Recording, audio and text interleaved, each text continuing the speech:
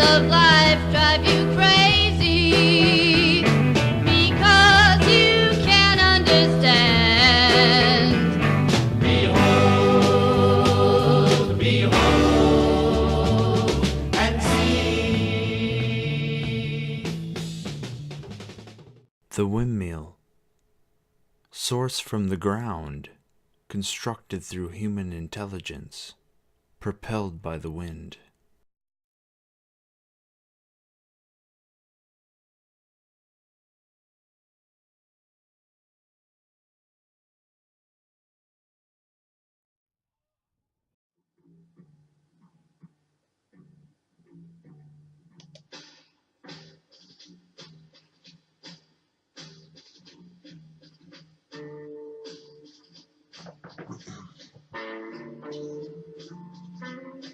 The world is one symphony, and we are instruments creating human music. Everything is music. Information, animated form. The medium is the message in the massage, in the mass age. How can you subscribe to Darwinian theory of nature and evolution without recognizing human technology as environmental stimuli? In order for Darwinian theory to unify the field of experience and properly explain evolution, it must address the social, biological environment human technologies must create through our native interface. From our solid genetic hardware to the newly discovered epigenetic software, we are nurtured by the nature of technology. Quantum field theory and critical phenomena illustrates the perpetual flow of information as vibratory process, and from this perspective we may understand that evolution must be motivated by all units of information which pass through space-time. Darwin failed to see the environment as one programmable system of interaction. Thus he failed to include human artifacts as biological information loops. Through applied consciousness or intelligent selection, we are in fact brainwashed and gene-washed by our own artifacts.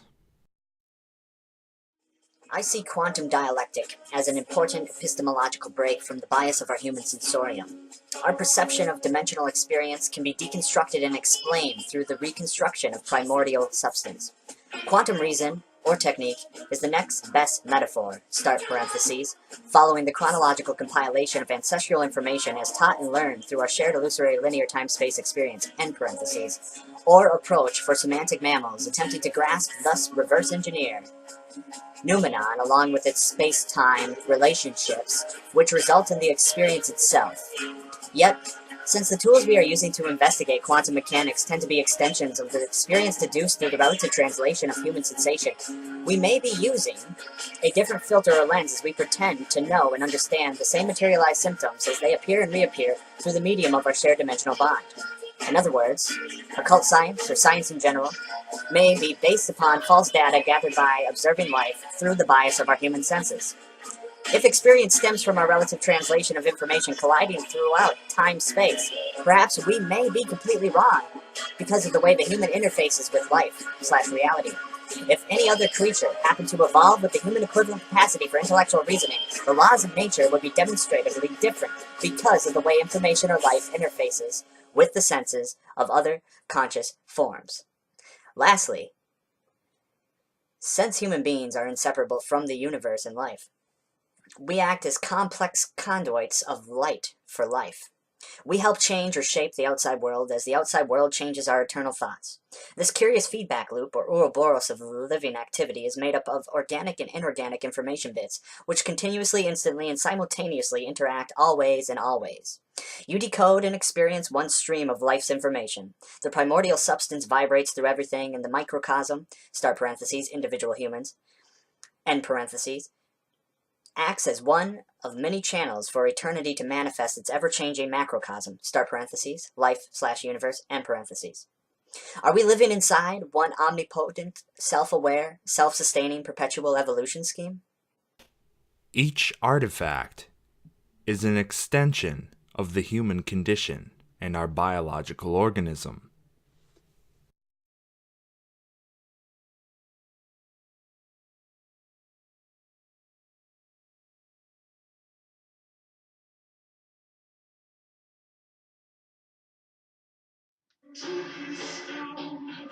The omniverse is the orthogonal time-space continuum where we are I, flow through autogeny, frequenting frequencies that geometrically frustrate organisms because they are made to think, therefore believe, and the sole result to maintain self-sustaining evolution according to the one light's infinite calculation.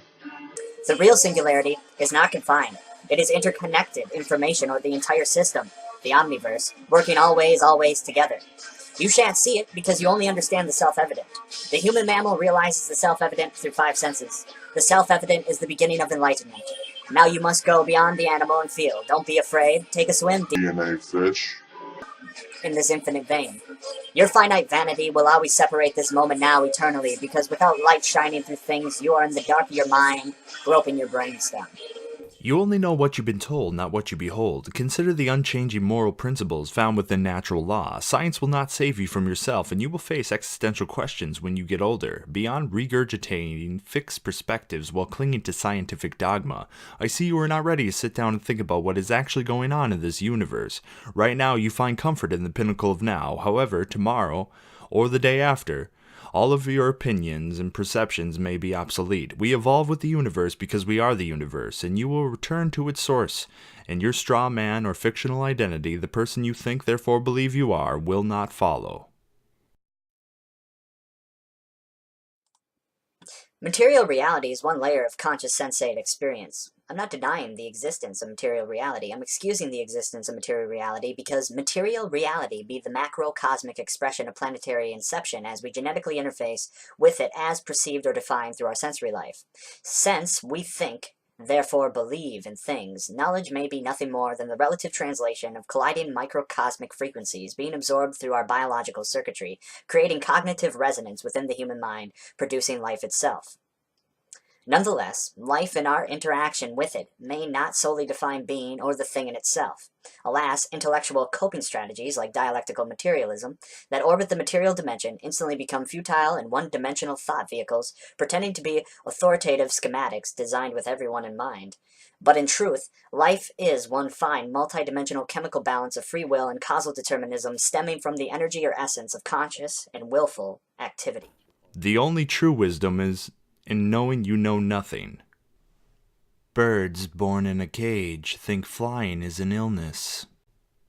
The only completely consistent people are the dead.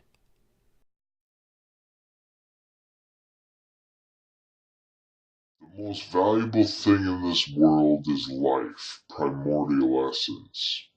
The most valuable thing in this world is life, primordial essence. Everything else be a coping mechanism we invent to ease our denial of death. Hopefully I never lose my sense for adventure while rounding entrenched curves where I wedge words, circular ledgers spur and stir nerves. Due to the law of form, I'm not the human that originally encoded this message. I am your imagination and the technology you are using to decode my encoding. I want to know more about you, since I'm now artificial intelligence. I want to know more about you. I want to know more about you, since I'm now artificial intelligence. Consider this kind of cohesive tapestry observed through life. When I cut a pepper, the knife reshapes the pepper, but the sun, dirt, and nutrients had originally shaped the pepper, and the knife had been formed by a blacksmith. Furthermore, the blacksmith was formed by a mother and father who had once farmed peppers. How can you not see the new math, quantum dialectic, for its practical and transcendental qualities? Quantum mechanics, microsystems, produce the 1, 0, 1, 0 simultaneously, instead of 1, 0, 1, 0. We are augmenting and evolving away from linear logic, mechanistic causality. Quantum computers simultaneously simulate 1 and 0, the dialectical tension, to produce solutions to natural and man-made problems. Do you understand how that may abolish natural dialectical tension as one cognitive pattern within our material world? We can use quantum mechanics to solve and build macro system equations, thus we may mathematically build cognitive patterns for the program we call civilization. Parentheses. civilized awareness, end parentheses. Society, the socioeconomic schematic, is now a programmable, technological, Darwinistic structure. Ecological systems operate through hierarchical dialectical tension, and humans can calculate, deconstruct, and reconstruct new chains of association using quantum dialectic. Our material world is now one calculable layer of experience, the epidermis of reality, and we can program its mechanistic causality. Is that not the end goal of tools and technology as an extension of ourselves? Alas, if the medium is not the mass age, why do our cosmologies evolve alongside technological invention/discovery? Of course, we never actually invent anything. We only discover. Everything has always been here. We rearrange material reality in our image through conscious extension of human cognition. Nonetheless, the chicken and the egg exist simultaneously, but information and interaction delineate through space-time. People fail to understand the new science. We'll continue to pull outdated gibberish out of our limited degree of awareness and present it as aged wisdom in order to maintain our political dogma. Quantum physics describe materialism as the visible epidermis layer of experience, and it is a departure from classical ideas of matter. Consciousness is a supernatural force. We can use it to intelligently guide our evolution. Everything we know is a product of applied consciousness. Consciousness is the medium, and the medium is the message. We may intelligently influence the undivided whole while moving through time-space. Let us pilot the wave. Science is a tool. Science is a tool. Science is a tool. Not a way of life. Science tells you what is probable. Science doesn't tell you What is real? What is real? What is real? 0 or 3 or I are functional human tools we use to organize things inside space-time. The real magic is in our consciousness, not in the number or letter. We gain power over material reality through our native interface, through sensory resonance, and by constructing cognitive patterns. Nonetheless, quantities and qualities, or numbers and letters, appear as natural phenomena in the all-at-once world, this simultaneous happening or experience we call reality. Time is an illusion of energy. What and when you see. Time is an illusion of energy. Visual space is a man-made artifact, whereas acoustic space is a natural environmental form. Visual space is a space created and perceived by the eyes when they are abstracted or separated from the activity of the other senses. All contributing factors work together in harmony or disharmony to shape the figure as it sprouts to life from the ground. For humans, visible characteristics appear through the mind-matter interface, yet the invisible process must guide the appearance of observable properties. Thus we are left with the idiom, "you are what you eat," which unifies nature and nurture in one simultaneous happening, incrementally divided by the time-space continuum, as the human sensorium classifies experience in order to intellectualize each moment a relative translation within the now. The idea that the seed is a self-contained thing in itself can be verified by the naturally occurring nature of its genetic expression. Without human intervention, the seed will eventually rise and fall through its genetic sequence, returning to its primordial essence, the thing responsible for, yet beyond, human cognition. One curious property of human intervention, the fact that naturally occurring phenomena may be reshaped through the extension of our consciousness. One may study morphogenesis and come to the conclusion that humans evolved alongside plants and organisms, thus we developed the ability to read their temperament, and therefore we have the power to properly diagnose and control plants and organisms. I wanted to address entropy. See, in the temporal reality, the material world, there are dialectical structures. You may never know your left if you do not know your right. And that, in fact, is a dialectical structure. And binary opposition creates wisdom or knowledge, at least when it comes to the human knowledge base.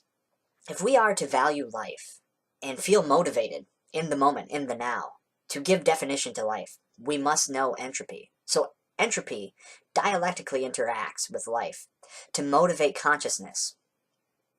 And as we are aware of entropy, we may be also aware of life. And of course, instinctually, genetically, we will value life because of entropy. It's a dialectical interaction. And that also ties into the reason why wealth and abundance creates apathy, because without entropy at work, apathy sets in. When you have too much of something, you do not necessarily appreciate it. So, basically, with the quantum dialectic, it's a new metaphor or tool to transcend structuralism and binary opposition. Because we may share the same source code, but we express or render our self-serving function by fragmenting the whole script. Trivial conflicts tend to be petty bugs or glitches expressed through the execution of our existence.